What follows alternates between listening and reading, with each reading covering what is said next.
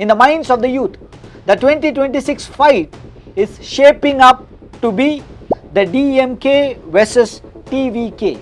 ADMK still has a loyal voter base, that base that was built by MGR and Jayalalitha, a base that still runs in emotion, but the base that's steadily falling down after the death of Jayalalitha. The DMK remains the most experienced machine in the race, but experience alone will not win the 2026 election. Speed, accountability and humility.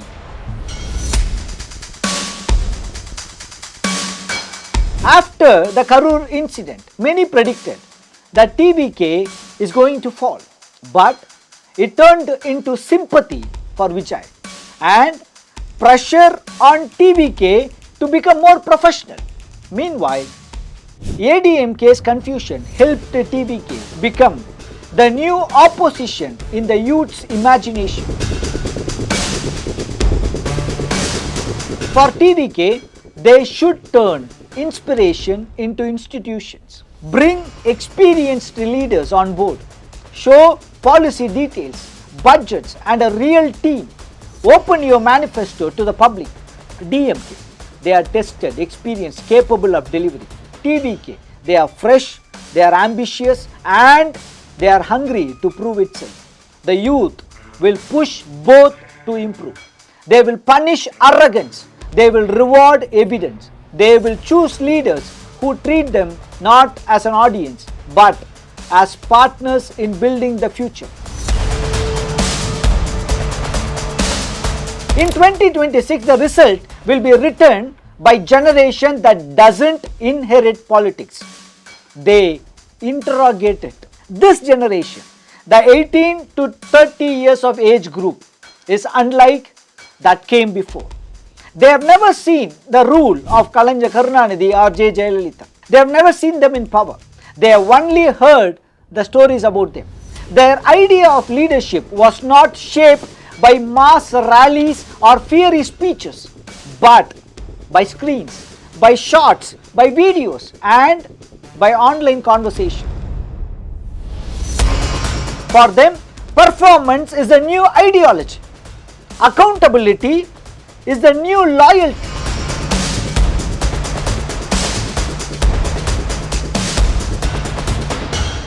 There was a time when Tamil Nadu's elections were decided long before the polling day. They were decided by symbols, the party symbols, by legends, by memories. Families voted as families. Party loyalty travelled from grandfather to grandchild like a family heirloom. But that era has ended. In 2026, the result will be written by generation that doesn't inherit politics. They interrogate it. The 18-year-old in Pollachi building a drone on a second-hand laptop. The 22-year-old nurse in Ariyalur finishing a night shift and studying on her phone. The 25-year-old coder in Tambaram sending half his salary to his parents and still fighting the rent and EMIs. These are the voters who will decide who wins and who will govern Tamil Nadu in the year 2026. This generation, the 18 to 30 years of age group, is unlike that came before. They have never seen the rule of Kalanja Karunanidhi or J. Jayalalitha. They have never seen them in power. They have only heard the stories about them. Their idea of leadership was not shaped by mass rallies or fiery speeches, but by screens, by shots, by videos and by online conversations. They are the first generation to grow up with global exposure and local frustrations. People who see endless opportunity on their screens but face constant struggle in their wallets. They watch the world in high definition 4K but live life daily in 480 pixels. They are restless, impatient with repetition.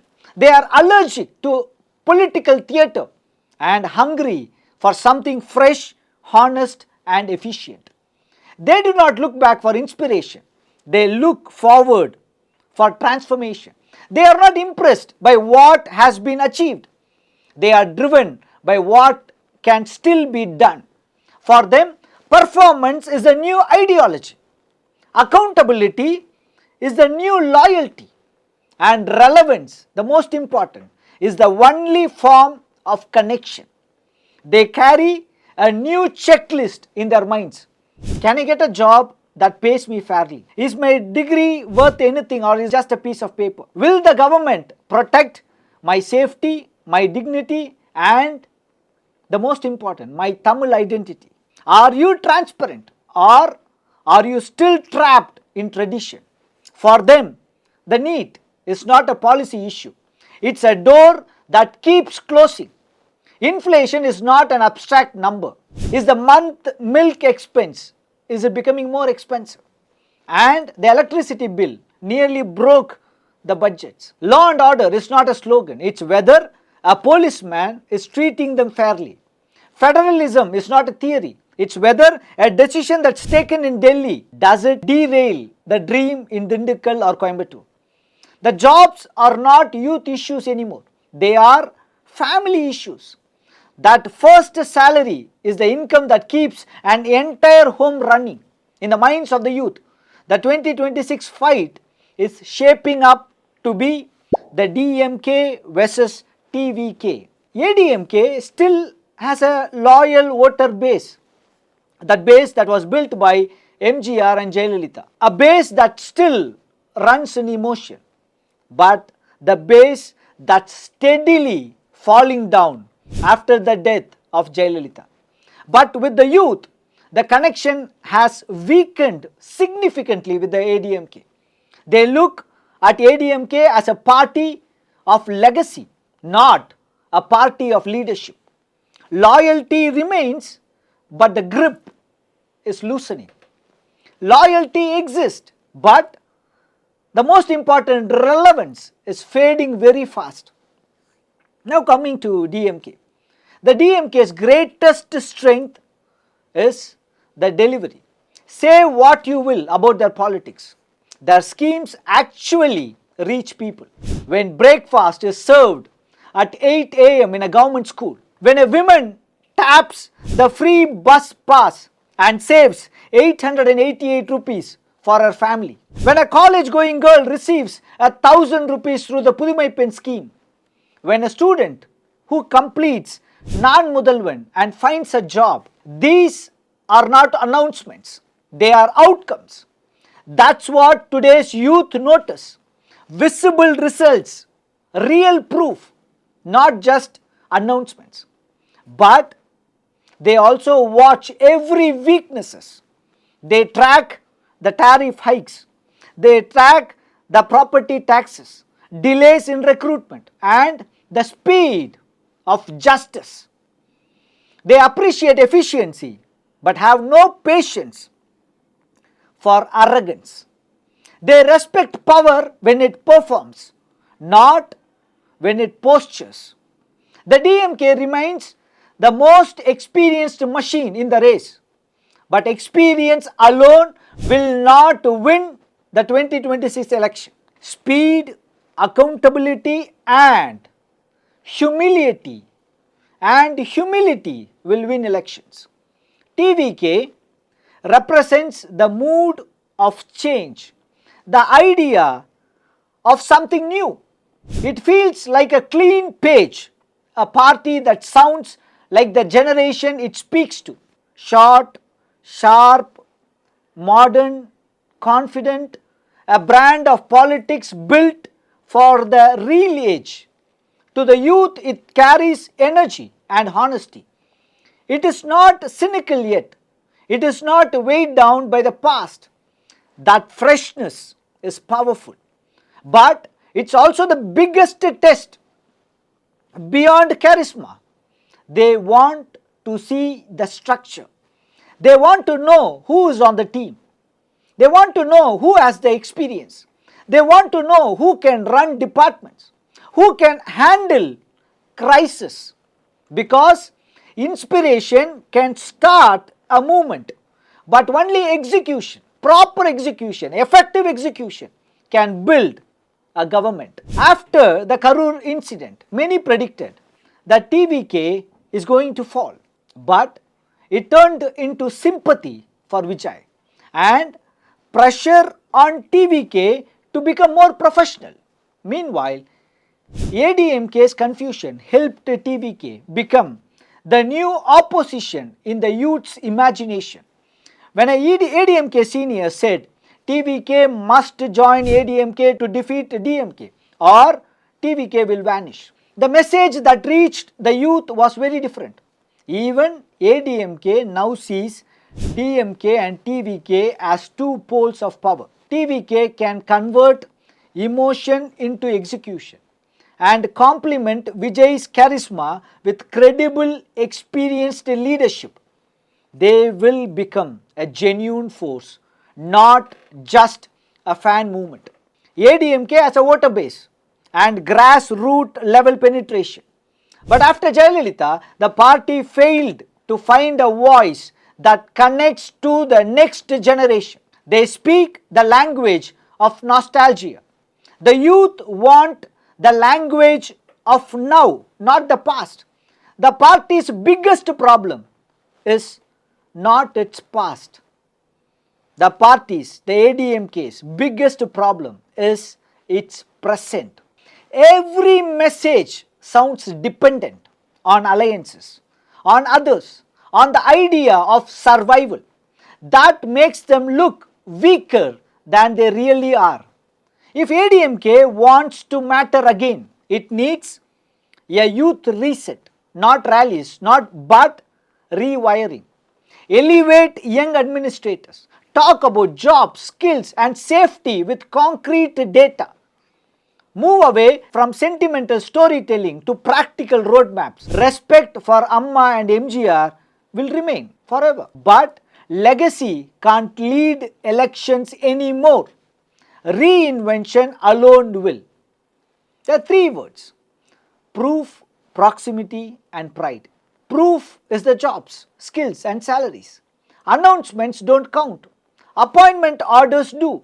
Youth want a government that acts like a partner, funding ideas, scaling startups, showcasing results. Proximity is being heard instantly, not a helpline that rings endlessly, but a dashboard that updates in real time. Not we will look into it, but a 72-hour timeline with public feedback. Pride is Tamil identity, proud, confident and forward looking. They want Tamil computing, Tamil AI, Tamil entrepreneurship. They want to protect rights and culture, but also opens door for innovation and global opportunity.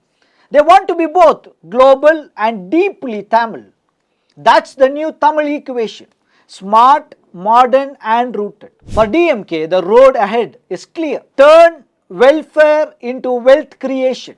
Keep the safety net, but build the growth ladder. Publish a first 100 days for youth plan. List the apprenticeships. List the scholarships, internships and skill to job conversions. And let younger leaders speak for the government, not the feudal voices that push people away. For TVK, they should turn inspiration into institutions. Bring experienced leaders on board. Show policy details, budgets and a real team. Open your manifesto to the public. Show transparency in money, decision making and delivery. Freshness can bring you votes, but only structure will sustain them. For ADMK, rediscover confidence. Stop depending on others. Modernize, decentralize, rebuild the discipline that once defined your brand. Emotion may keep your base alive, but only evolution can make it grow again. This time the youth are not just voters.